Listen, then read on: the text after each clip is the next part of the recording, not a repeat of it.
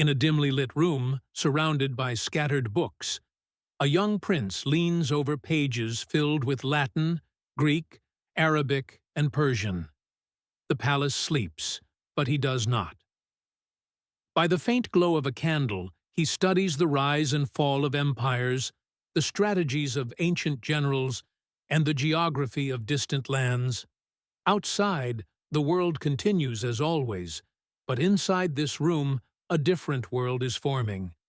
This boy, long before he becomes a conqueror, is shaping the future in his mind. He is Mehmed, the child who would grow into Fatih Sultan Mehmed and change the course of world history. From the moment he was born, it was clear that Mehmed was unlike other children of the palace. His teachers often spoke in awe of his mind, how quickly he learned, how deeply he questioned, how fiercely he absorbed knowledge. He did not simply read, he tried to understand the mechanics of power itself. Geography to him was not a collection of borders, but a chessboard of strategy. He studied why Rome collapsed, why Byzantium endured, which decisions made emperors legendary, and which ones doomed them. And when he first ascended the Ottoman throne as a young boy, mocked by European courts as the child Sultan, he had already begun reading the shadows of history. When his father returned to power and Mehmed stepped aside, the world thought he had been pushed away. In truth, he had retreated only to sharpen himself. In those quiet years, he buried himself in books, maps, and calculations.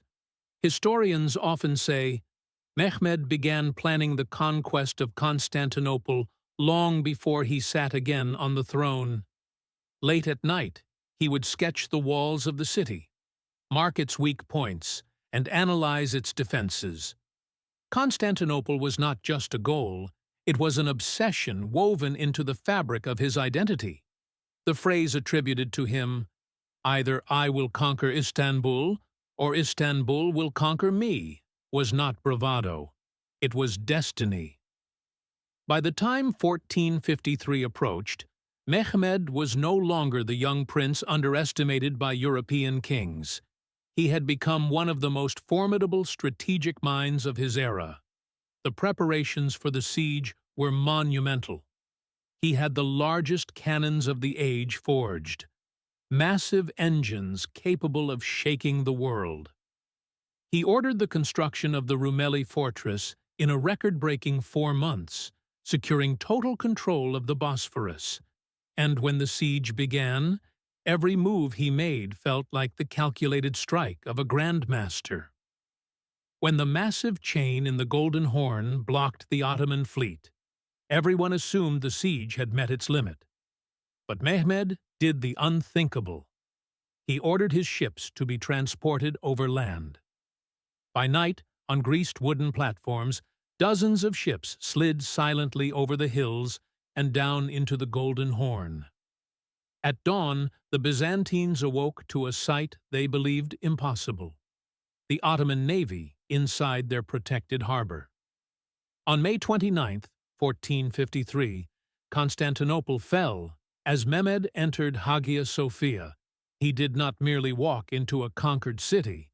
He stepped into the turning point of global history. With the fall of Constantinople, the medieval world ended, and a new era, political, cultural, and intellectual, began. Yet for Mehmed, conquest was never the end. It was the beginning of building a new world. He envisioned Constantinople not as a ruined Byzantine capital, but as the heart of a global empire. He revitalized the city, inviting artisans, scholars, merchants, and families from across the world to settle there. He protected different religious communities, allowing the city to regain its cosmopolitan identity. Under his rule, Istanbul became a thriving center of trade, art, science, and culture, a crossroads between continents and civilizations. Beyond the battlefield, Mehmed was a thinker, a patron of knowledge, and a student of philosophy.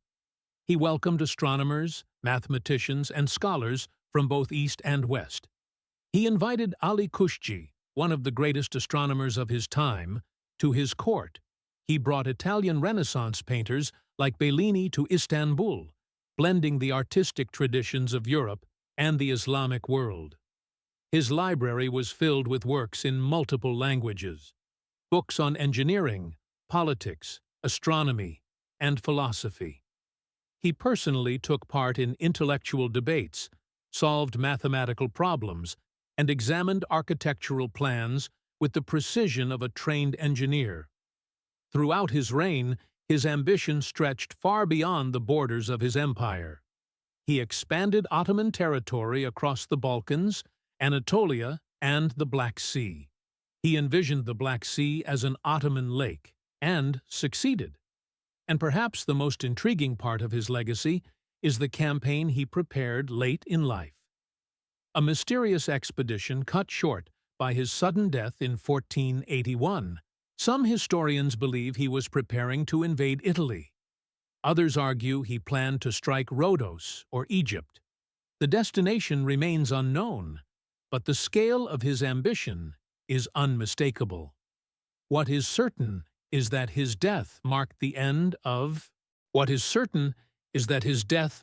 end of an era dominated by one man's intellect, determination, and unparalleled vision.